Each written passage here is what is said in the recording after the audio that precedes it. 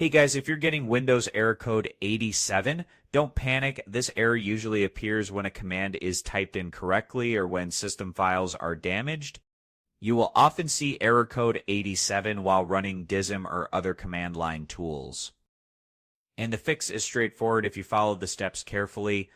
We will start by fixing the most common cause, which is incorrect command syntax. Press the Windows key, type CMD, right-click Command Prompt, and choose Run as Administrator. Now carefully type the following command exactly as shown: dism space / online space / cleanup - image space / restore health. Make sure there are spaces between each part of the command, because missing even one space will trigger error code 87. Press Enter, wait for the process to complete. This may take several minutes, so don't close the window. If the command runs successfully, restart your computer and check if the problem is gone. If you still see the error code 87, let's check your system files. Open Command Prompt as administrator again and type sfc space /scano and press Enter.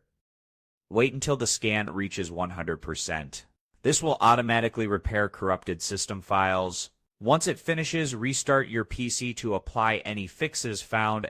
Now let's make sure Windows Update components aren't broken. Press Windows R, type Services, and press Enter. Find Windows Update, right-click it, and choose Stop.